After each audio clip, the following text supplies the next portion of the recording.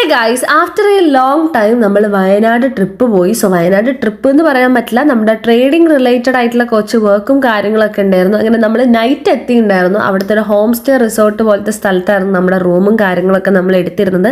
രാവിലെ തന്നെ നല്ല ഹെവി ബ്രേക്ക്ഫാസ്റ്റ് ആയിരുന്നു കഴിച്ചത്. കാരണം അവളുടെ കോംപ്ലിമെൻ്ററി ബ്രേക്ക്ഫാസ്റ്റ് ആണ്. ഒരുപാട് ഐറ്റംസ് ഉണ്ടായിരുന്നു. സ്റ്റാർട്ടേഴ്സ് തന്നെ നമ്മൾ വാട്ടർമെലൺ ജ്യൂസും ബ്രെഡും ജാമും ഒക്കെ ആയിട്ടായിരുന്നു സ്റ്റാർട്ട് ചെയ്തിട്ടുണ്ടായിരുന്നത്. പൂരി, പുട്ട്, കടലക്കറി, ബാജിക്കറി, അങ്ങനെ കുറേ ഐറ്റംസ് ഉണ്ടായിരുന്നു.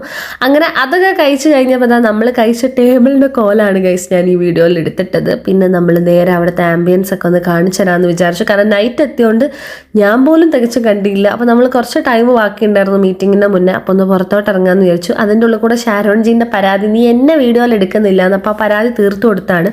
പിന്നെ ഈ ഒരു ഗെയിം ആക്ച്വലി എനിക്ക് എങ്ങനെ കളിക്കണം എന്നറിയില്ല. ഞാൻ ബോൾ ഉന്തിക്കാണ് അതിൻ്റെ അകത്തേക്ക് ഇടുന്നത്. അപ്പോൾ ഷാരോൺജീൻ്റെ കമൻ്റ് അടി, ഇത് ഇങ്ങനെയൊന്നും അല്ലടാ എന്ന് പറഞ്ഞപ്പോഴുള്ള ചിരിയാണ് നിങ്ങൾ കാണുന്നത്. പിന്നെ പുറത്തോട്ട് ഇറങ്ങിയ സമയത്ത് ഒരുപാട് ഇങ്ങനെ ഇരിക്കാൻ പറ്റിയ പ്രൈവറ്റ് സ്പേസസും കാര്യങ്ങളൊക്കെ ഉണ്ടായിരുന്നു. നല്ലൊരു അടിപൊളി ആംബിയൻസും വൈബായിരുന്നു രാവിലെ തന്നെ. പിന്നെ ഇപ്പോൾ നമ്മൾ നേരെ പോകുന്നത് ഇവരുടെ സ്വിമ്മിങ് പൂളിലോട്ടാണ്. ആക്ച്വലി നമുക്ക് പൂള് എൻജോയ് ചെയ്യാനോ കാര്യങ്ങളോ ഒന്നും പറ്റിയില്ല. വർക്ക് റിലേറ്റഡ് ആയിട്ട് വന്നുകൊണ്ട് തന്നെ അതിനുള്ള ടൈമേ നമുക്ക് ബാക്കി ഉണ്ടായിരുന്നുള്ളൂ. അങ്ങനെ പൂളിൻ്റെ അടുത്തൊക്കെ നട്ട വെയിലത്ത് കുറച്ച് നേരം പോയി ഇരുന്ന് നല്ല രസമുണ്ടായിരുന്നു ഗൈസ് പൂളൊക്കെ കാണാൻ വേണ്ടിയിട്ട്. പിന്നെ ഇതാ നമ്മൾ ട്രേഡിങ്ങിൻ്റെ കമ്പനി മീറ്റിങ്ങും കാര്യങ്ങളൊക്കെ കുറച്ച് നേരം അറ്റൻഡ് ചെയ്തിട്ടുണ്ടായിരുന്നു. പിന്നെ ഞാൻ പൂളിൽ പോയി കുറച്ച് നേരം കാലിട്ടൊക്കെ കളിച്ചിട്ടുണ്ടായിരുന്നു ഗൈസ്. അത് വേറെ കാര്യം, ഇറങ്ങിയില്ലെങ്കിലും. പിന്നെ ഞാൻ എൻ്റെ റൂം സ്പേസ് കാണിച്ചു തരാം. നമ്മൾ ഒരു റൂം, 2 റൂം, അങ്ങനെ സെപ്പറേറ്റ് റൂമല്ല, നമ്മൾ ട്വിൻ റൂം ആയിട്ടാണ് എടുത്തത്. അപ്പോൾ 2 ബെഡും കോമൺ ബാത്റൂമും കാര്യങ്ങളൊക്കെ ആയിട്ട് ഹോളായിട്ട് നമ്മൾ ആ ഒരു സെറ്റപ്പിലായിരുന്നു നമ്മൾ എടുത്തിട്ടുണ്ടായിരുന്നത്.